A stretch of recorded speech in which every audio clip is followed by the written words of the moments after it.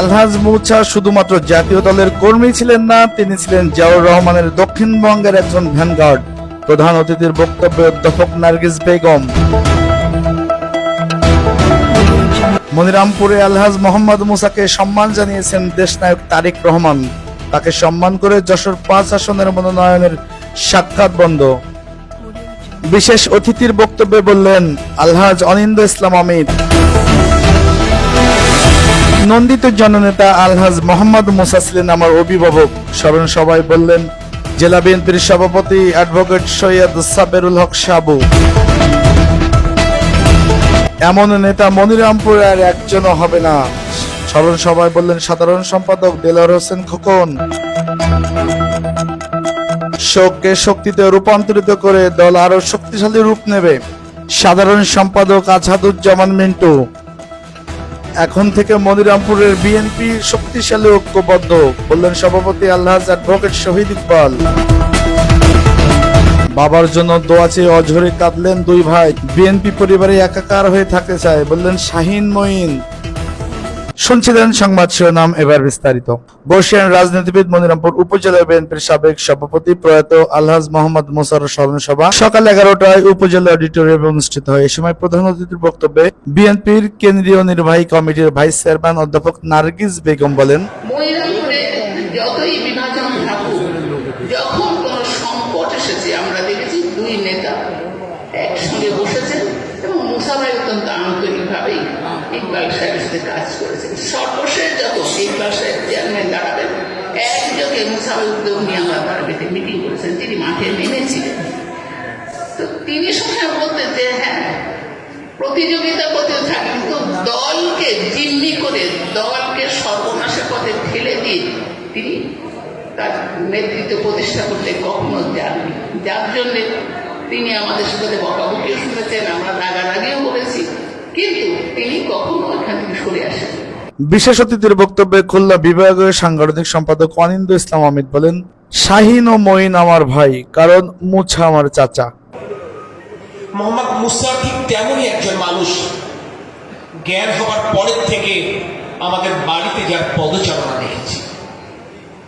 সে কারণে কখনো মোহাম্মদ মুসাকে বিএনপির রাজনৈতিক কর্মী কিংবা বিএনপির নেতা হিসেবে যখন থেকে চিনেছি, তার অনেক আগে থেকে চিনেছি তিনি আমার চাচা, কারণ তিনি আমার বাবার ভাই।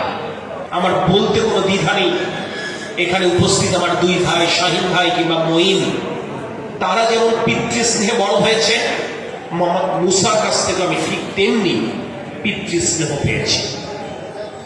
তিনি বরাবরই আমাকে সন্তানের মতো আদর করেছেন, সন্তানের মতো স্নেহ করেছেন। কিন্তু তার সেই অভিজ্ঞতার আলোকে যেটি দেখেছি, যেটি বুঝেছি, মোহাম্মদ মুসা ইমাম মানতেন, মোহাম্মদ মুসা নেতা মানতেন।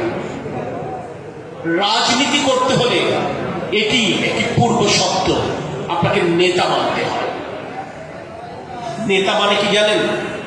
নেতা মানে শুধু নেতার নামে জয়ধ্বনি নয়, নেতা মানে শুধু তার নামে ফেসবুকে স্তুতি বাক্য উচ্চারণ নয়। নেতা মানে হচ্ছে আপনাকে আপনার অপ্রিয় কথাটিও নেতার মুখ থেকে যদি উচ্চারিত হয় সে কথাটি মেনে নেওয়া। এই মানুষটাকে মুরব্বী মানেন, এই মানুষটাকে নেতা মানেন, তাহলে এই মানুষটার সাথে নিয়ে কিভাবে রাজনীতি করবো? উনি আমাদেরকে ফেলে রেখে তো ঠিক চলে গেলেন শহীদ মোহাম্মদ ইকবাল হোসেনের কাছে। আমি জিজ্ঞেস করেছি যে চাচা, আপনি কেন তাদের আপনার সহকর্মীদেরকে সাথে রেখে তাহলে আলাদা চলে গেলেন? উনি একটি কথা স্পষ্ট করে বলেছেন, চাচা তুমি না বললে এক হয়ে চলতে হবে, তুমি না বললে ঐক্যবদ্ধভাবে হাসিনার পতন ঘটাতে হবে, ভাবি না বললেন, সাবু ভাই না বললেন, খোকন ভাই না বললেন, আমি তোমাদের কথা কিভাবে ফেলবো? চিন্তা করে দেখেন তো, এই চিন্তা কয়জন আমরা ধারণ করতে পেরেছি? অর্থাৎ দিন শেষে কিন্তু তিনি গ্রুপ ধারণ করেননি, দিন শেষে কিন্তু তিনি কোন ভিন্ন ধারা ধারণ করেননি, দিন শেষে কিন্তু তিনি জাতীয়তাবাদকে ধারণ করেছেন। এ সময় বিশেষ অতিথির বক্তব্যে উপজেলা বিএনপির সাধারণ সম্পাদক আছাদুজ্জামান মিন্টু বলেন, মুসা চাচাকে কখনোই ভুলবো না। অপোজিটে ওখানে বিএনপি অফিস ছিল, অফিস সংলগ্ন আমাদের বাড়ি ছিল। বিভিন্ন ফেসবুক ব্যানার ট্যানার তৈরি করতো, তখন আমার কথা বলতো যে বাবা জাতির বাড়ি থেকে